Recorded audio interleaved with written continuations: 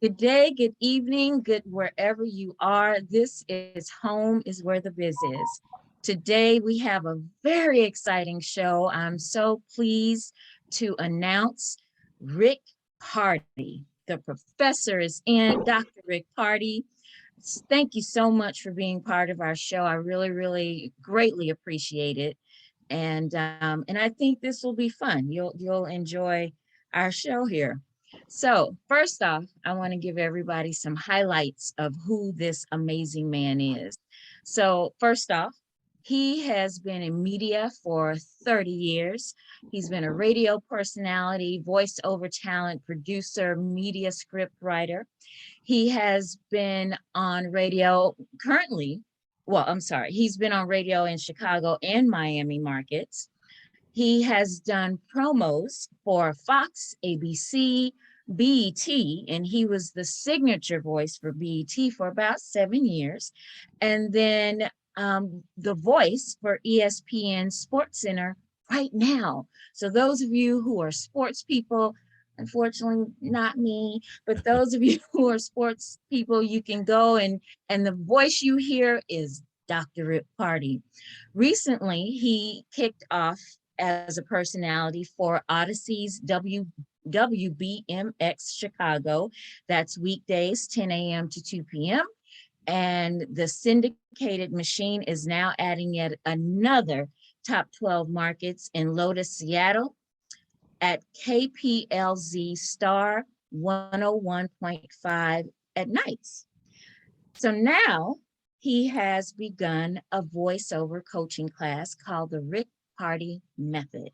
And I have to say, I remember when he started that, know a little bit about his coaching. Yes. He is very talented. And then he's an advocate for the rights of people who have been abused, neglected, and disenfranchised. Really touches my heart because that's what we are trying to do, my sister Elizabeth and I. And then finally, I am proud to announce, and I don't know if we're the first to announce this, Rick Party, that he has been inducted into the National Black Radio Hall of Fame in the category of Talented Brothers of Radio. Wow, I just have to applaud for that. Thank you. Rick, I'm so excited for that for you. I know what it's like to be working in the same field for 30 years Hmm. and to be recognized for all of your work and talent. That's beyond awesome. So I'm proud. I'm happy for you and proud of you because I kind of know you a little bit. Thank you. So you're welcome. All right. So this is Home is Where the Biz is. We created this show to help people move their challenging life from working from a normal corporation, normal work life, to working from home. Or if you ended up having to work from home because of COVID and because that happened to a lot of people. And so right now we are working on sharing this wonderful man to you. All right, so um, I'm going to pass on to Elizabeth, and Elizabeth, you take it away from there. All right, my pleasure. Thank you so very much. And I'm going to repeat how honored we are you're here, and not just because of all your accomplishments, because they're not a just. It's hard work. Working from home is a lot of work. A lot of it is so much being committed to what you're committed to, no matter what. So getting inducted into something because you're highly recommended above all else is huge. So congratulations, because everything I've heard about you is just as amazing as I've seen come forth from you just in the few minutes I've been able to be here with you. So thank you. Thank you. So now Rick Party, the Yes. professor, is in. Dr. Rick Party, here's, oh, I started over again, didn't I? Yeah. Okay. Wow. You know what? You have so much on your bio here that that was huge. It looked like our list of questions. So personally, again. You are such a charismatic and good-looking man. Well, thank you. Have you always been seen that way, even as a young man, or was your youth one full of bullies? um, when I was a young kid, I would always get from my aunts and my mom, and he's cute. And even in high school, I was the cute guy. I wasn't like the jock. I was like, I'll take him. Like I was like the last cute guy left of. There were the jocks, and there was that little cute guy. So that was me. That was me. And as far as bullying, I did experience some of that. Growing up on the south side of Chicago, Inglewood is one of the Mm, roughest neighborhoods in Chicago. And having a mom who was an educator, she thought it was important that we attended school on the north side of Chicago, where there were more opportunities for us to learn in a more diverse environment. But in the city of Chicago, you could not escape gangs. So almost everywhere we'd go, we'd have to know the gang codes. If not, we would be in trouble. We can't say, "Oh, you're not a part of the gang." So if I'm on this part of this town or that part of the town, oh yeah, I'm with you guys. Oh yeah, I'm with you guys. So I knew all the little handshakes and codes and all of that. So it was a form of bullying. If you're not, you're gonna get beat up. So yeah, I did really have to go through that part of my Wow, life. Yeah, that's crazy. and yeah. my son's experienced a lot of that. Yeah, that's Chicago for you. Even back then in the 70s, that was my lifestyle. Mm, mm. Yeah. Wow. Yeah, my parents sent me to Catholic school because Hmm. they were concerned that I wouldn't be treated fairly in Hmm. our neighborhood because it was a majority Caucasian neighborhood. Okay. And so they made the decision to send me to Catholic school in order to Oh, protect me and to give wow. me an opportunity to succeed because they had the fear that I would not get that Right. otherwise. So I do get that when you're and my mother was a teacher too. I didn't realize that about your mom. My mom Yeah. was too. So yeah, that's But I interesting. hated school. I did not like school. Oh, I didn't like it.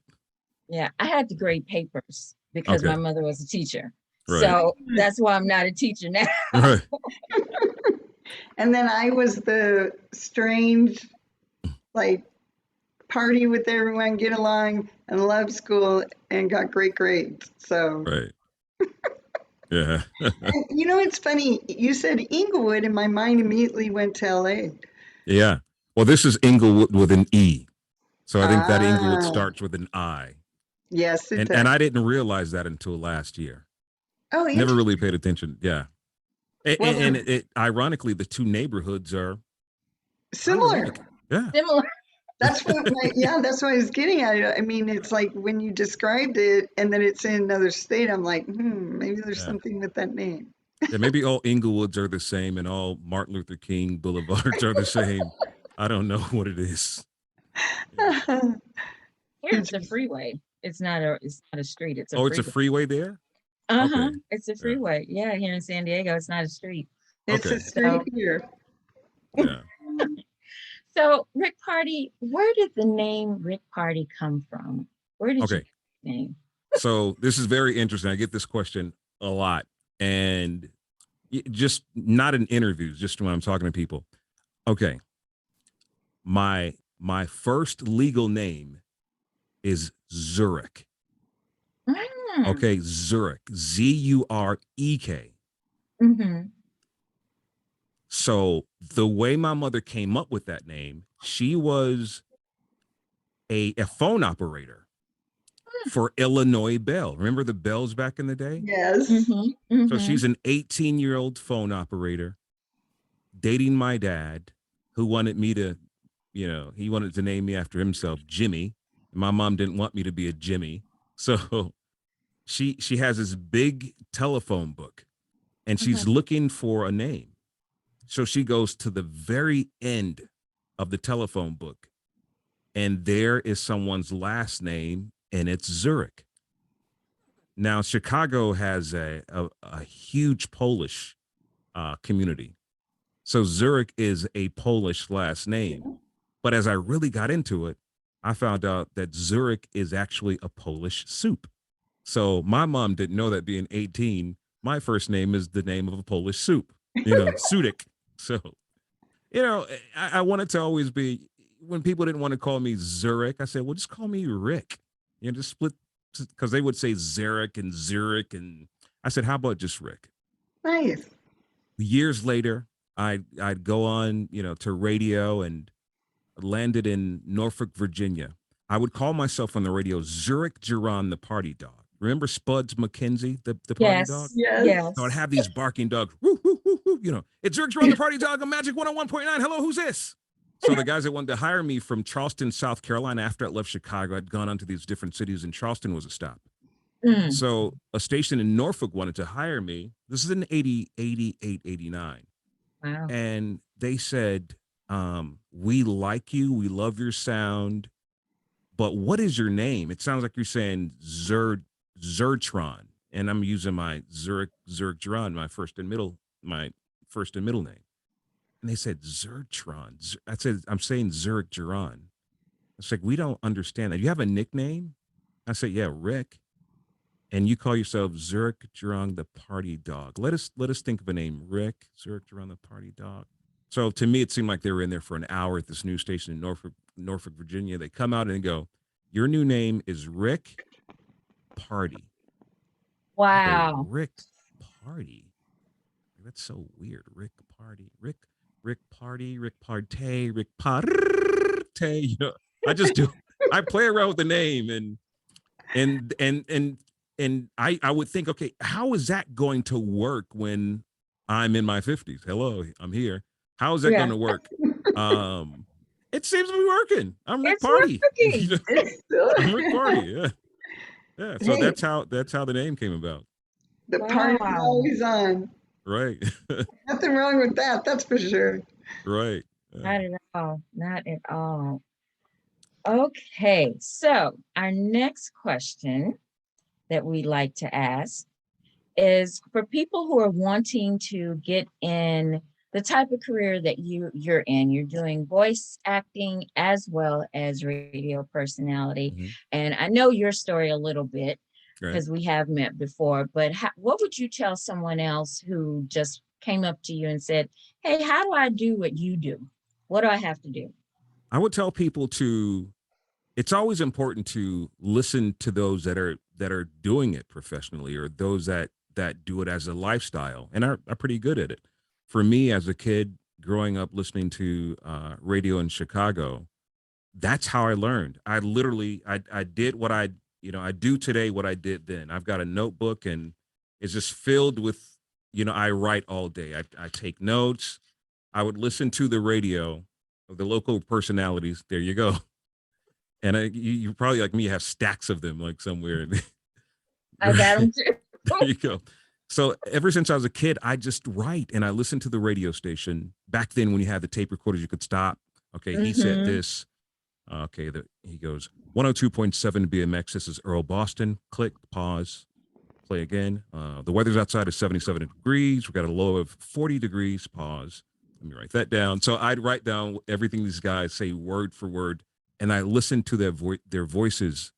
And my mentor, Earl Boston, he was so smooth on the radio. 102.7 BMX. This is Earl Boston. It's 77 degrees tonight. We have a low of 30 degrees. And back then, radio was just that polished, professional sound. And I really just loved that. It was different from the dialect in my neighborhood. And then we had the stations that would play the R&B, and then we had the play stations that would play the rock and the pop. So here I am, this kid that lived in Inglewood, and I'm listening to everything and just listening to the professionals. So that's what I say to kids. If you really want to learn, you gotta listen. You have to pay attention to what everyone else is doing. You have to read. You have to pay attention to what is happening in the world. You don't have to be astute when it comes to everything, but try to know a little something, because everything is out there for us. It's out there. You Yes. can almost ask anything. I wish we did have cryptocurrency for dummies. These books we have available. I mean, you can't lose today. So that's what I would Exactly. say to people: just study hard, and study some more. And don't just show up when it's time to practice and or play. You're supposed to do this when the lights are off, when no one's watching. Yeah. The greats, Michael Jordan and Kobe Bryant and LeBron James, these are guys, and Floyd Mayweather, the boxer. These are people that would go and practice at 3 o'clock in the morning, 4 o'clock in the morning, and you wonder how they're so great. Yeah, same with you, huh? Yeah, she Yeah, definitely does me. I go to sleep. And right. And she's so out. this morning, yeah, I'm out. This morning Yeah. my eyes popped up at 4:30 and I laid there and I said, "Does this mean I'm supposed to wake up?"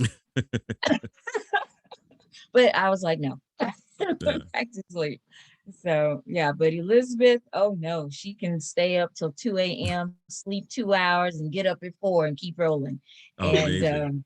yeah, and Yeah. and yes, she's amazing that And way. once a month, I sleep well. Right. Yeah. But I get woke up. Hey, we got something for you to do. So That is I have a true. question, if you don't mind. Um, you kind of sort of alluded in there, what you like, but say you were at a party or a bar with some new acquaintances. What would you say if they asked you what you do for a living, and how in the world did you come up with such a fun and creative business? Well, as far as radio and voiceover, um, Either in both, yes. yeah, ever since I was a kid, my cousin Dunn and I, God rest his soul, we would Okay. listen to things like Dr. Demento and Yes. Wolfman Jack and all these things on television and radio, and we would record ourselves. So Mm, in the back of my mind, that sat dormant. And this is how I started listening to Earl Boston on the radio. There was a connection there. I loved mm, the sound of my voice, but didn't realize that I loved the sound of my voice. mm, And when I was a kid, I knew that at that moment, calling Earl Boston, I wanted to be just like that man. I was just 15 years old making dedications, and he asked me, "Why are you calling me every day?" And I said, "Well, I'm sick and I'm supposed to be in high school at the time." He said, "Be honest with me, what's going on?" I said, "I got kicked out of school." He said, "Why did you get kicked out of school?" I said, "For not going." "Well, why weren't you going?" "Because there were gang problems." And so this guy taking the time to talk to me, he not only inspired me to get my life together, but he became my mentor. And from that moment, I wanted to be just like him. I didn't want to do anything else in life but be that man. And from that moment, I knew exactly what I wanted to do, and I would just dive straight, head first into it. And that's all I wanted to do was anything on the microphone. And wow. here's that kid that wrote every day.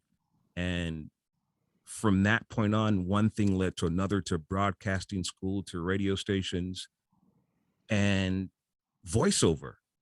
When people ask me, "Well, what do you do?" I'm a radio host. Like, you're on the radio? Like, yeah. Like, you talk on the radio? Well, do it. Let me hear what it sounds like. And I go, okay, let's see. Star 101.5 is Rick Party, or 104.3 Jams is Rick. Yeah, I do that whole little thing. And what else do you do?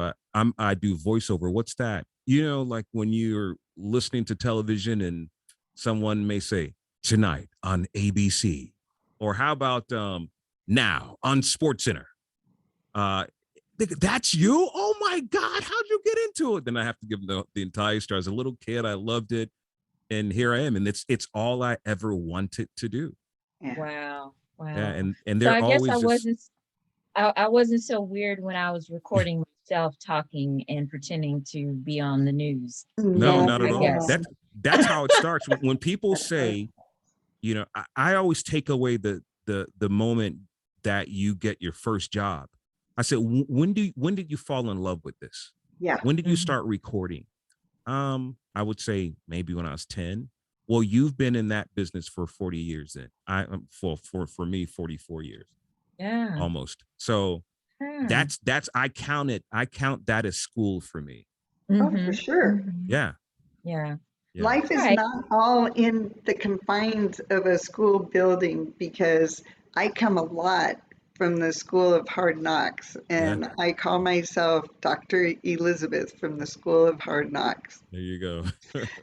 Most definitely. So, and you exemplify exactly why Dr. Monica and I have put together our training for people. Have you met you? Mhm.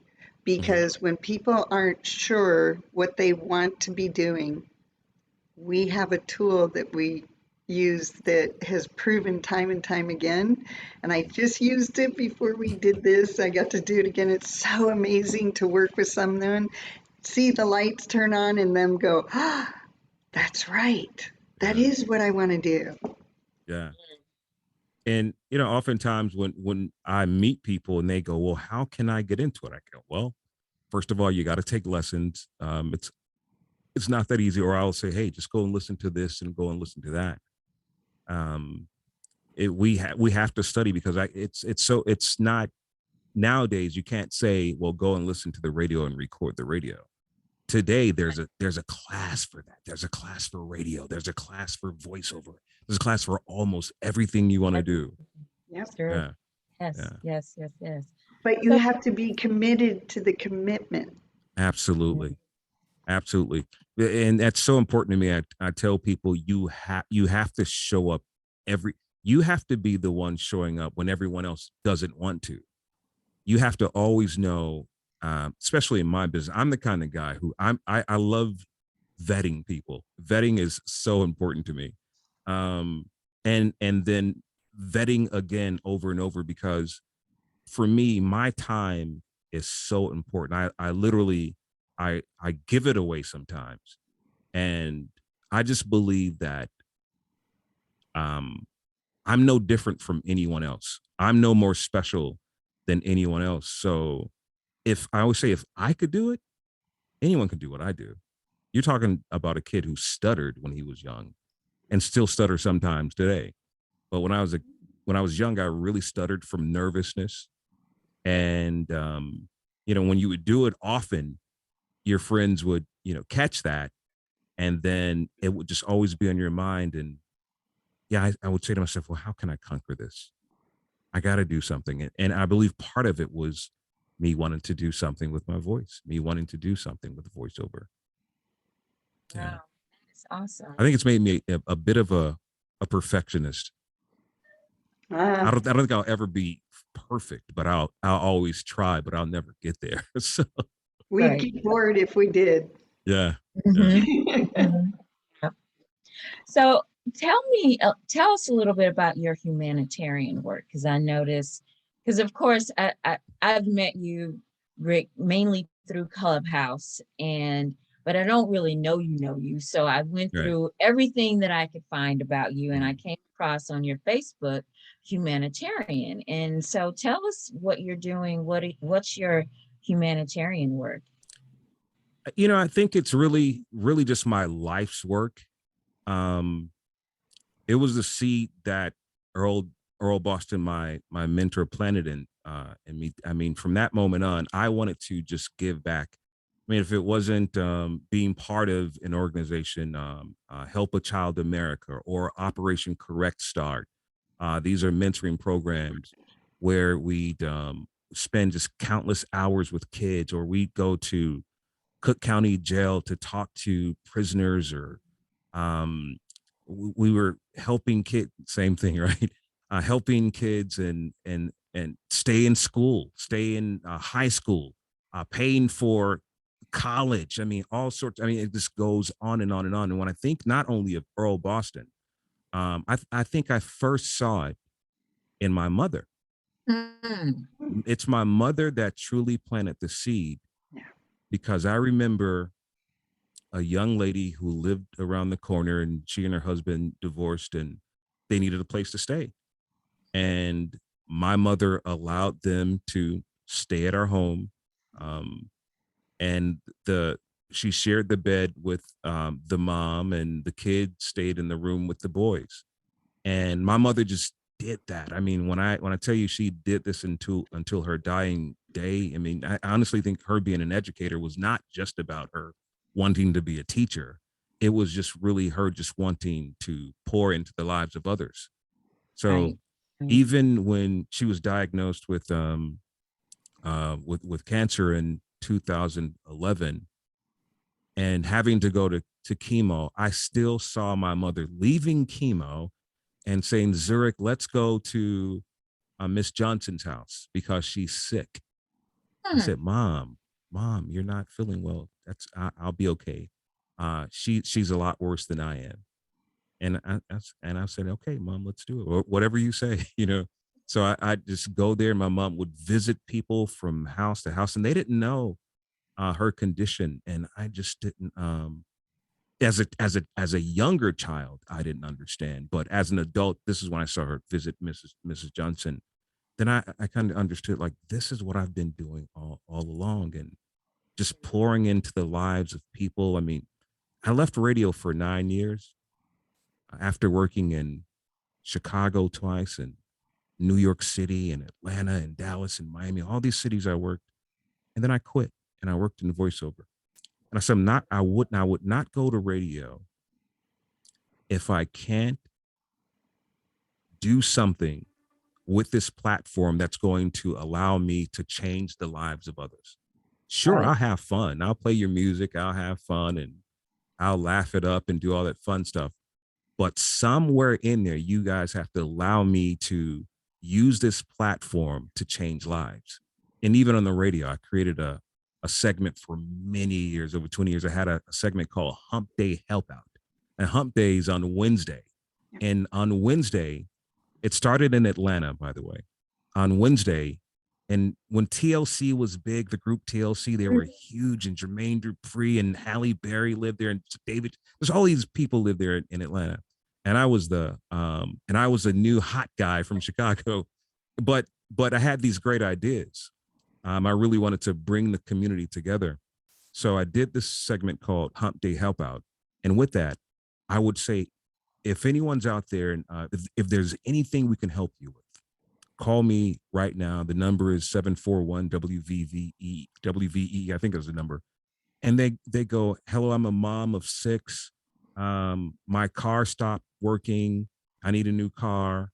Some guy would call, hey, listen, I got an extra car and whatever you need, I got you. People would call up and I need a new refrigerator, or I need a place to stay. We had mothers and children living behind Dunkin' Donuts, washing up every day inside of Dunkin' Donuts to make sure her kids would go to school and she would work in Dunkin'. I mean, there's so many stories. And for me, that's what it's all about. It's all about helping humankind, helping others just like us, because I always say, more often than not, more of us are one paycheck away from being homeless. It's really that. It's truly, that's the way most of us live, and it's very scary. And the whole purpose of that was to really just promote that we really need to be here for one another.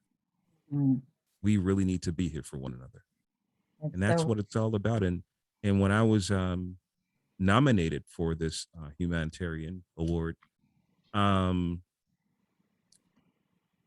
there were times when someone wanted to give me an award for hero of the year and all of these things. And there were times I felt like I don't deserve it, because that year I wasn't, and I couldn't take it.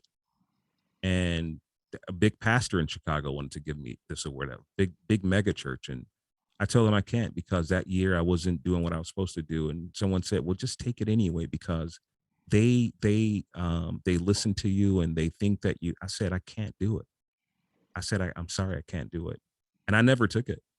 I just always wanted to be, always wanted to feel like, I wanted to feel like I truly earned it. I've done some work. And even when receiving this, I know by that time I'd just done so much work, and there's so many things that I'm just forgetting. But um, I think we all are. Anytime we wake up and we not only we think about others first, I think Yeah. we all are. I think we all are humanitarians. Mhm. So to receive that, it was an honor. It was an honor. That really meant a lot to me, and it would have really made my mother smile if she was Yes. here. Yeah, yeah. So that's for my mother. That's my mother. There you Yeah, go. There you go. yeah. So, real quick, how have the careers, speaking of kids, Hmm.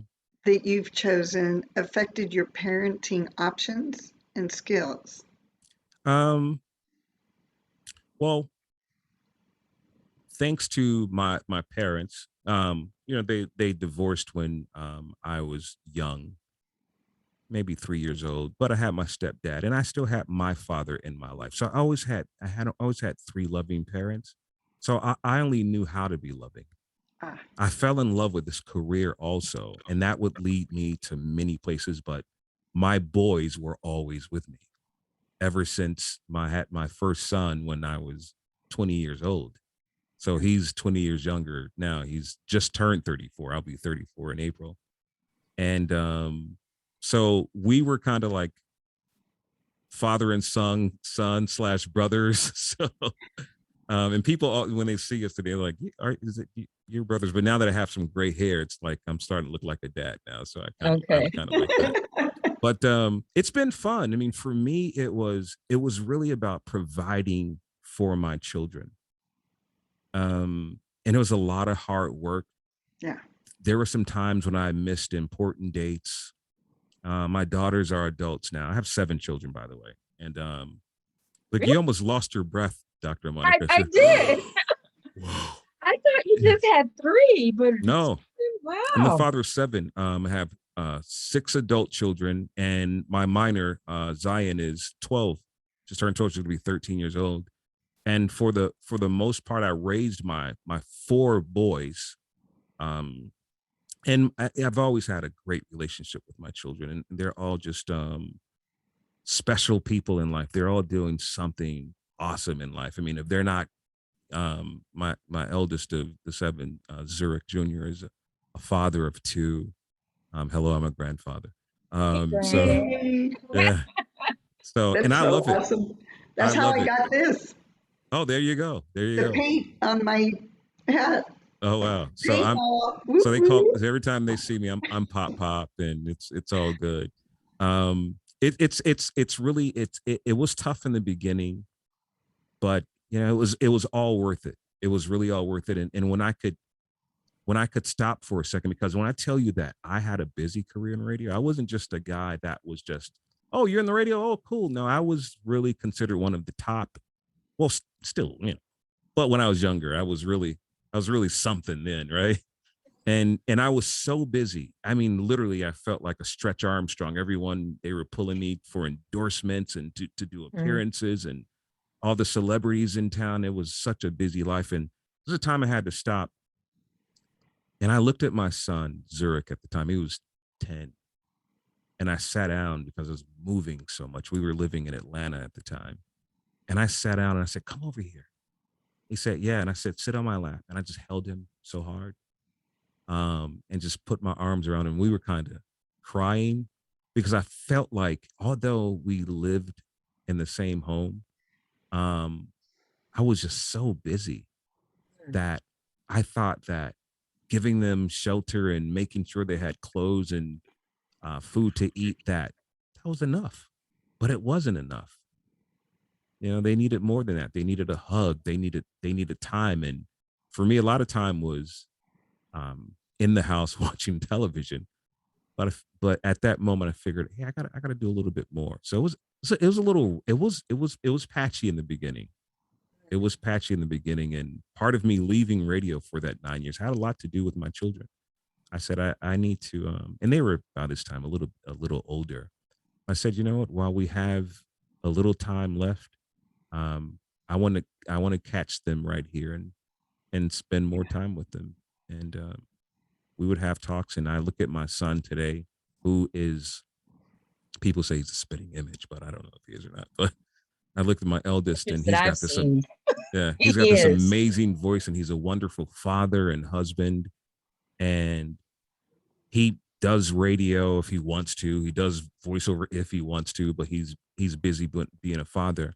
And in the beginning, he wanted to do all of these things that his dad is doing. I said, you know what? You are a great husband. You are a great father. That is the most important job anyone can have. That other stuff means absolutely nothing at all. Do what you're doing. That's the best thing that you can do. And every time I see him, I just always tell him, I'm so proud of you, man. I'm so proud of you. Yeah. So for what I couldn't get done, my son is definitely doing the rest of it. He's definitely picking up. And the funny thing about it is, like, when you have adult children, they're never gonna stop, being your babies. I mean, listen, my son is calling me now. My son Patrick, who's 20, it just turned 29. He's calling me now, and I know he wants something. So, but he's such a good kid, though. And I taught them when they were young. I said, when you borrow or when you ask for anything, make sure you pay it back, because your word is so important. And all the time, whenever he wants something, oh sure, what do you want? $2. Oh, no problem. Just make sure you pay me back. So just amazing kids. And I'm just really proud that they are the human beings that they are today. Awesome. Yeah. If you weren't doing radio and voiceover, what else could you do? What else do you have a passion for, if anything? I would say art. Really? I would say art. Okay. So just a different type of art. Yeah, different type of art. Mm-hmm. I was good with the I would sketch, and I was really just getting into painting a lot. And every now and then I'll pick up my pen and I'll draw something, and it's pretty nice. But I would say art. I mean, I'm an artsy kind of guy. I just adore things that are not so loud. I just happen to be in voiceover and radio, but I did it because that little kid wanted to do it. That little kid in me wanted to do that, just because it was fun to do. Other than that, I wanted to be the guy behind the curtain that no one saw. So That's really cool. Yeah. So what's next for you in your visions for your life of home is where the biz is? I don't know. I really don't know. I mean, there's so many things, that I'm exploring in life. Sometimes I say, you know what, I want to go back to school. I don't know if I am or not, but sometimes I say I want to go back to school. When I think about the money that I've made in this business, and when I was a young person, I could have managed my money so much better. And when I think about if that was a thing for me, I would say if I have time, I'll go back to school so I can really learn the things that I did not learn when it comes to finance, and then help others, because again, it gives me a chance to help others. So that's something that's been, you too? I take a break because of some health stuff, but I'm getting my MBA. Oh, awesome. And I'm 63, so. Oh, wow. You look awesome. Yeah. How about that? 63. Wow. Well, actually, I'll be 64 in May, and I love every single wrinkle, and I appreciate it all. Right. I'm alive. Yeah. So I don't know. I mean, I've thought about that. I've actually looked, you know how you're online and you see things, and maybe finance, like that's something maybe law. I don't know. But I know one thing. Both. They're both on my bucket list. There you go. Yeah. I've been looking, and I've actually made a call or two to kind of look into that. Mm-hmm. But I never followed through. I think Well, I'll always when you go to do it, I'll give you tips on which school to go to for the finance, depending on what you want to achieve. Right. Yeah. But I think I'll always, as long as I have this voice, I'll always do that. I'll always do that. And people love being in class with you. Yeah. Let Rick say it. Right. So it's fun. I mean, other than that, it gives me a chance teaching gives me a chance to really just pour back into the lives of others. I mean, that really fulfills me. Mm-hmm. Those other things I mentioned, there's kind of things that I'm interested in, but I feel like I've done so much in life. I can just just want to sit back and just kind of watch the grass grow and listen to Mm. the bees and that kind of stuff. I'm a Like country back in boy the at day heart. when we used to Yeah, lay in the grass and watch the clouds go by and yeah, call my names. that's Yeah. me. Look at the stars at nighttime. That's Hmm. me. So it sounds like in the African tradition, you would be considered a jegna. So you Hmm. would be a mentor in a specific area. So Okay. you would be a mentor for voice actors and radio personalities. Hmm. So yeah. Yeah, and So that's what the I Rick Party method is really all about. it Right. is. That's really, yeah. It's not just about, hey, this is how you do voiceover. It's really about, hey, let's get to know each other. Let's spend some time. Mm-hmm. Yeah. It it is. We're Well, helping each my other. So second career is the voiceover in this television and radio because I've, like Elizabeth, we've both been in mental health for 30 years. oh wow. And yeah, so from undergrad to now, all I've done is mental health in some capacity. Oh So wow. now I'm Dr. Monica. I've actually thought about that too, by the way. You Psychology. do that. Yes. You would be Actually, good at it. I Uh, have some light bulbs going off about uh, some projects we're talking about. So uh, be Yeah. watching for our email. right. So, okay, well, I think that's all that we have and all we really have time for. Okay. Yes. So, thank you so much, Dr. Party, Are you more than for welcome? having the time to do this with us. I greatly appreciate it and I honor you and thank you for all of your hard work and hearing your voice. I think I feel like now I hear your voice everywhere. And so I really, really, really appreciate this. And I might be reaching out to you for some other coaching of young people because my organization has started a Saturday school, Awesome. and we're looking for speakers and presenters that would be willing to donate about an hour of their time to teach the youth something that they don't know anything about to uplift self-esteem. So Elizabeth and I have our hands in lots of hats. And That's awesome. but yeah.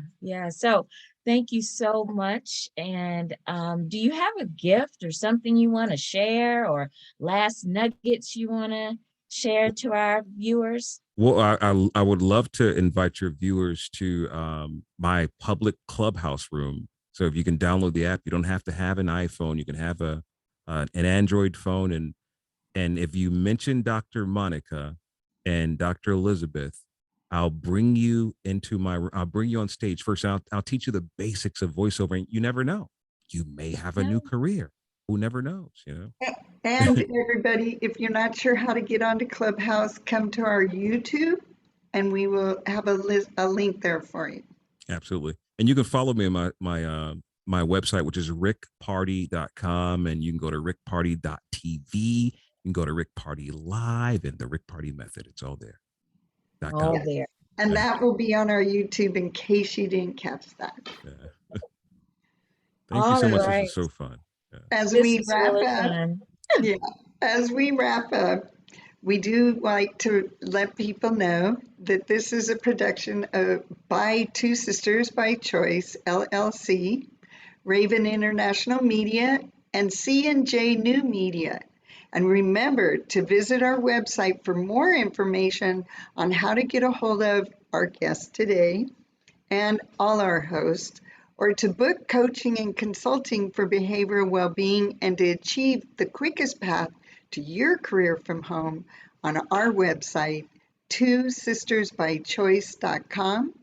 And that way you will be able to stay in touch with the amazing Rick Party. Thank you so much. Thank you. Thank you. And bye for now. Bye for now.